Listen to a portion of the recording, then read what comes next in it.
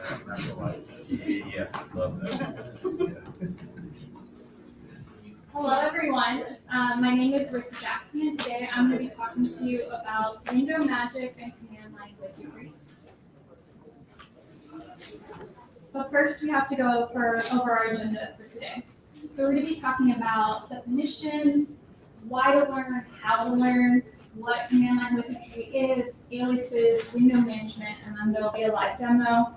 That was very nice of me, asked me to do that to myself today. Hopefully the demo gods are kind. But before we get into all of that fun stuff, I want to tell you a little bit about myself. I am from Austin, Texas, so not so far from here. I'm a full stack software developer. I've been in love with Laravel and Vue since 2020. I'm an international speaker, CLI until the day I die. Mostly I just wanted to rhyme. And my two favorite things outside of programming are acro and board games. If you're not sure what acro is, I'll show you. This is partner acrobatics. I'm the slider. My partner is a bass. And basically what this is a very expensive gym. It's a very expensive hobby, but it's super fun and it's the way that I stay fit, and it's more fun to me than lifting weights at a gym by myself. So let's go into definitions so we make sure we're all on the same page. Command line, CLI, terminal, that is the text-based editing environment. Aliases, that's a way to replace a word or command with a string. It could be a word or it could be a letter. Window management. Windows are your browser window, your editor window, your terminal. These are all different types of windows. So window management is software that controls the placement of those windows. Some disclaimers. This is influenced by my experience, pretty obviously, and these are not the right way. There is no right way to optimize your setup. Your setup is extremely going to be optimized by the way that you work, and you're going to have to figure that out on your own. But I can show you my way, and you can steal what you like, borrow some of it, and then figure out your own system. Also, I'm a Mac user. I can't really speak to Windows or Linux, unfortunately, but there might be some overlap or some things that are still relevant to you. And of course, I'd love to learn from all of you. I am not an expert on all these things. These are just what work really well for me, and I want to share with you. And I'd love to learn from you as well. So why should we learn this? To be more efficient. Now, there's a bit of a caveat here. As developers, we love to spend hours automating something that will take a couple minutes to do manually. And so we might not be more efficient sometimes because we'll probably spend way too much time on this, like we do on a lot of things. But there are a lot of wins that we can gain into our workflow by doing this. And then also to not just rent your computer. Some of us are working on computers from companies, and so they feel like not our computer, but by setting it up the way you want, by optimizing it and getting it to work the way you want, you can really feel like it's your computer and you own it. And to feel like a wizard who doesn't want to feel like a wizard, and because it's fun. So how to learn. That's one of the most important parts of this talk. For something that's annoying or repetitive, how annoying is it to write this status over and over again? Let's see if we can make that faster. If you're running like a test from the command line over and over again, can you make that shorter? What are ways that you can do it where you're not running it yourself? Can you automate it? Pair with people. That is one of the most amazing ways to learn. Seeing how other people solve problems and then asking them about it. And then ask questions. Ask questions to the internet. We're developers. We're really good at looking stuff up. Iterate. Whatever you have currently, can you make it better? Keep working on it. Try not to solve all of this at once. Work on it over time and challenge yourself. A really fantastic way to challenge yourself to use maybe your keyboard more is to take your mouse and move it to your non-dominant side, or maybe you just put a ban on using your mouse for like an hour and see how far you can get. Using ways to add friction to improve your system is going to pay off in the long run, whereas we are optimizing by removing friction. So figure out how can you make friction work for you, adding it in to make you better or removing it to make your life easier. All right, Let's go a little bit high level over the terminal. Bash and Zeesh are two common ways to work with it. There's the Bash RC to change up your setup, or Zeesh RC. I don't know what it's pronounced, Zeesh, so that's the way I say it. Bash was really widely used, it's pretty standard. Zeesh is growing in popularity, it's much newer. There's a lot of customizable aspects of it, and we're going to go over some really cool things about Zeesh because that's what I'm currently using. So for Zeesh, there's a really cool framework called Oh My Zeesh, and this does a lot of helpful things. It helps you know where you are. I really love knowing exactly where I am. As you can see in my screenshot, I'm in the Window Magic command line wizardry repo. I'm on this branch, super cool new feature branch. And it comes out of the box with a lot of cool plugins. We're going to look at Z later. Just put a pin in that. Z is awesome. You're going to love it. Aliases. So aliases are going to be really something you have to figure out yourself. Figure out something that makes sense for your brain. These are mine, so you can borrow them, but I would definitely change them up to something that works for you. I know some people like GP for get pull, but for me, I'm not sure if it's get pull or get push. So I really like to be verbose with that one, G pull, G push. And then one of my favorite ones is Open Zeesh. This opens my Zeesh RC in bin mode. It also reloads it at the same time. So any changes I make, it's immediately there. I don't have to open a new tab or reload it myself. The dot is the same as source. We'll look at that. Dockup, who has the time to write Docker compose up -d over and over again? We don't have time for this. We gotta move on. And then git commit -m, git checkout -b. We don't have time for these. So think of some ways that you can speed up your workflow. Now, we've talked a little bit about the terminal. Let's talk a little bit about window management. There's a couple different ways to do window management. And I'll tell you about my ways. But one thing I want you to think about when you are solving this problem for yourself, do you want something that's customizable, you make it your own, you have it work the way you want it to work? Or do you want it to just work out of the box, do what it does, you don't have to think about it? That is a really great question to ask yourself because there's no wrong answer, it's just what you feel better with. If you have it customizable, you can make it exactly tailored to what you want. But it's also more work. So think about what you're looking for, and that can change over time. What is Hammerspoon? Thank you so much for asking me about that. I love talking about Hammerspoon. So it's a powerful tool for automation. We're not going to worry too much about what it does. We're going to see more about what I use it for. So this is a really customizable, powerful way for me to do my window management and control it. And we'll look at my config for that later. But some tools are window management and way more. My friend Josh Collinsworth introduced me to two tools, Alfred and Raycast. Maybe you've heard of these tools, maybe you use these tools. They're both fantastic. Whichever one you use, go with it, enjoy it, maybe try the other one and then switch around, but they're both really fantastic. And it's hard to describe these tools. Are these window management? Yes, they do that. Are these a tool launcher? Yep, they do that as well. But they do so much more. They're a really powerful tool that just boosts your productivity. If you're not currently using them and you're on a Mac, you're really missing out. Alfred is a bit older, it's from 2010. It's a really solid program. I know a lot of people who are power users with it. And then Raycast is a bit newer, 2020. They've been adding a lot of new features to it. It's really fantastic as well. One thing I do like about Raycast is it comes with a lot of stuff free out of the box. However, it does have a subscription if you want to pay for more features. A benefit to Alfred is you don't get as many things for free, but you pay a one-time license and then you get a lot of stuff. So either scenario can be really great depending on what you're looking for. What about Windows, you ask? Okay, so unfortunately, I am not a Windows person, and so I can't speak to that. But I did some Googling, and these came up, Lock, Script Kit. I don't know that they're good, maybe they are. But I have some exciting news for you. Raycast is coming to Windows in 2025.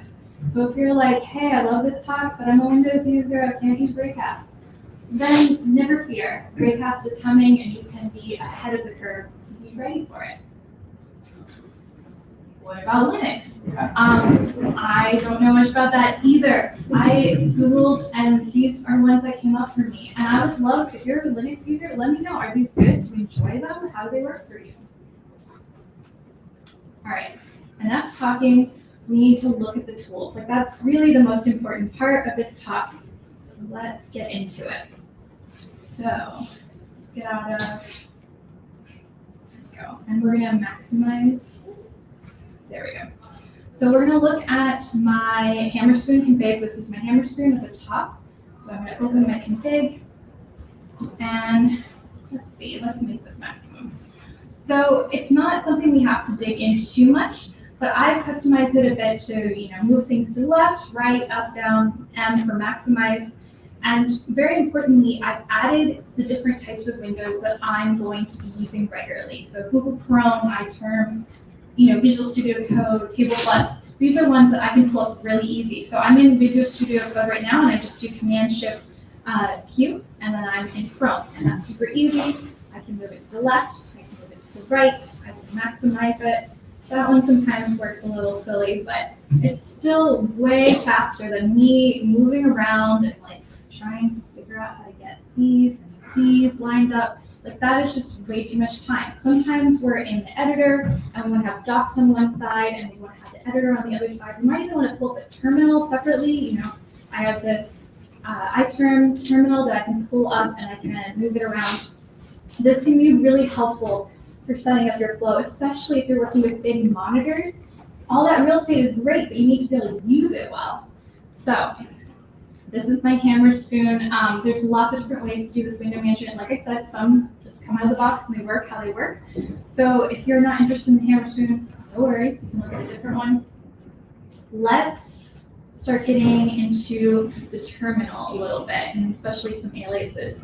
But before we do that, I did put a pin in Z, and we need to return to that pin because Z is very important.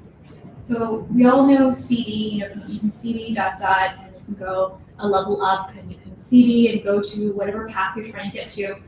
Z is better.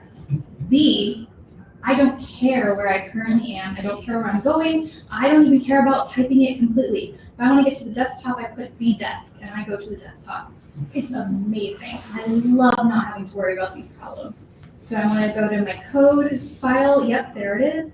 Do I want to go back to the window repository? I can go there. You do have to teach it a little bit, but it's so easy to do. If you're already working with CD, it just takes a little bit of time showing it where your stuff is, and then you can get rid of it, forget it forever. And it's so easy to put in once you've installed OpenZeesh. So remember I said OpenZeesh is my alias to OpenMyZeesh. So we're gonna look at how we get Z. It's so easy. So I'm in Vim right now, so I'm gonna do a / to search for plugins. Literally, this is it. I can just go into insert mode and I can type in Z, and I have all that power so easy. And there's a lot of different plugins that you can explore. I'm not going to go into them, but I wanted to highlight that one because it saves so much time. I will not live without it anymore.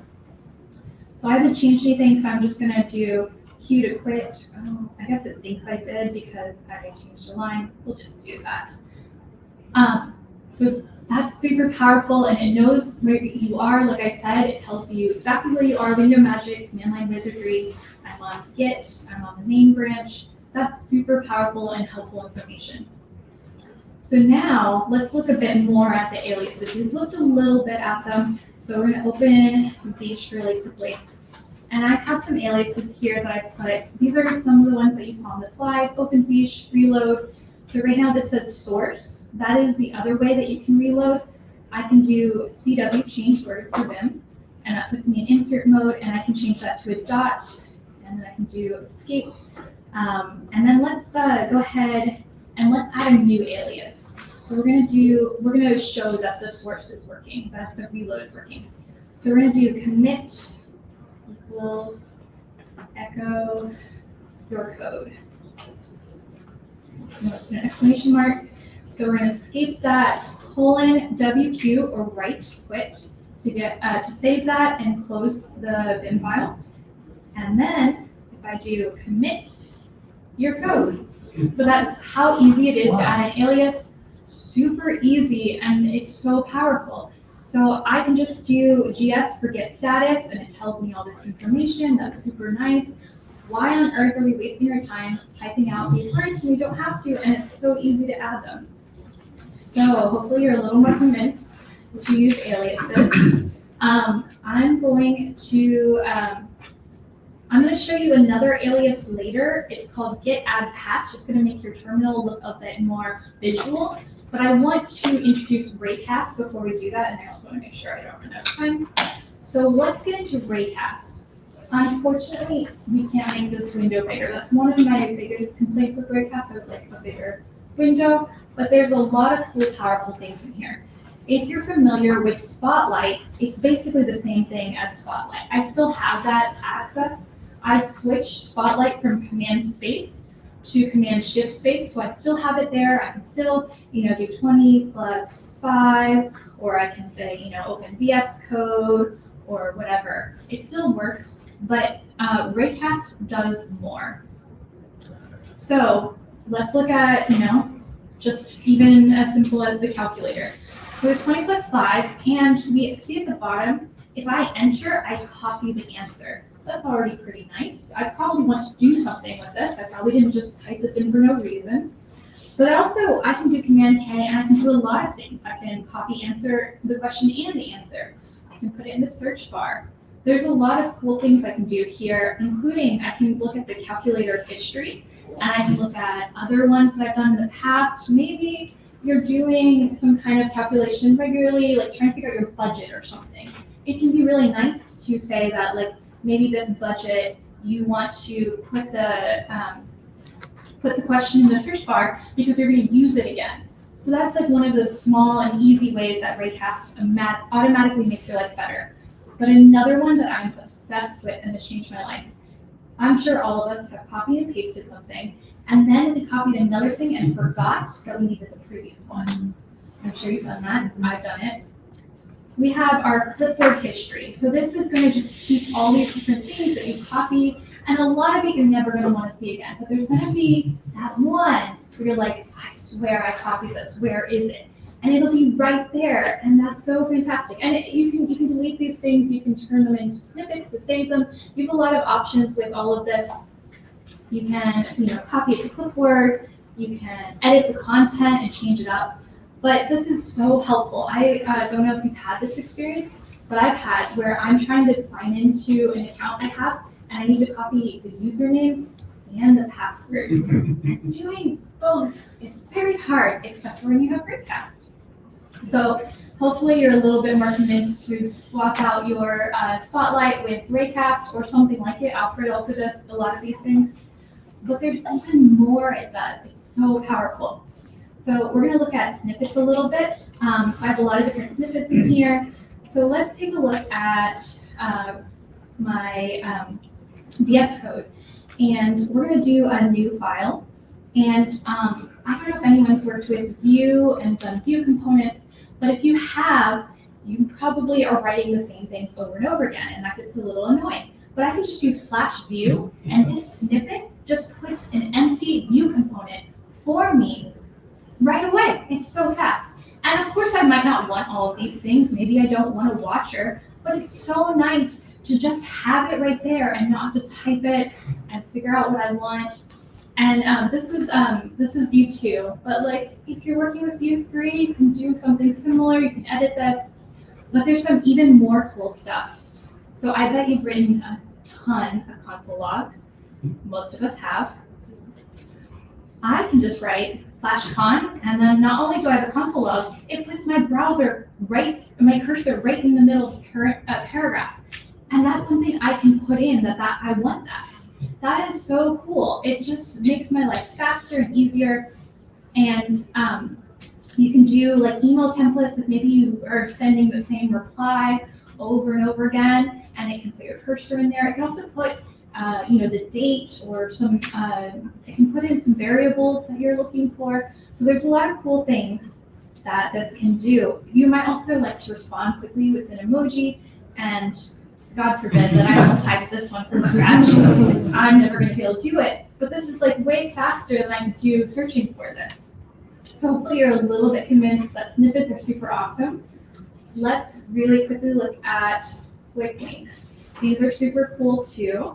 So I have a lot of different quick links out here, but one of my favorite ones is YouTube. So if I start typing YouTube, even with just the Y, it knows what I'm looking for. It's like, you want a quick link.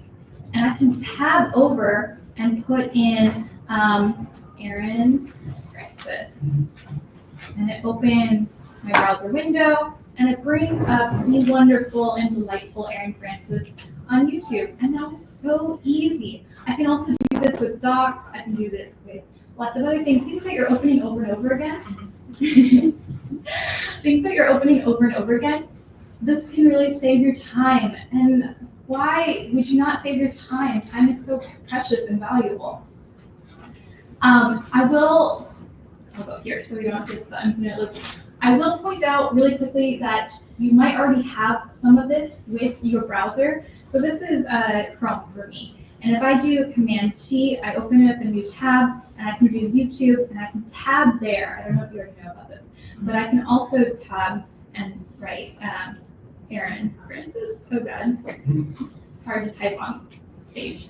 But you also have that there, so if you're like, I don't have Raycast, maybe you still have some of this functionality. Explore the tools you already have, like your browser. Maybe there's some really cool keyboard shortcuts that you've never seen and you're not aware of yet. On Raycast, another really cool thing it has is it has this whole store of extensions that you can add based on like whatever you're looking for. So if you're like me and you're like, Vim is great, but I forget a lot of the commands, then you have this really awesome Vim commands one. And I use this all the time. I'll do Vim search commands, and I'll be like, how do I close it? You know, like how do I copy something? It's really nice to have all of that right there. Or maybe you work with Tailwind and you want to search for some classes, you know, like margin or something. There's a lot of really awesome stored extensions out there. So whatever you're looking for, it probably has it. One that's really fun is this lorem ipsum. It just generates a paragraph and copies it to my clipboard. And that's kind of nice. So I could go on to this example component, and I could say like new title and super cool subtitle. And then I'm going to add in another paragraph. And because I'm lazy, I've added in a snippet for myself.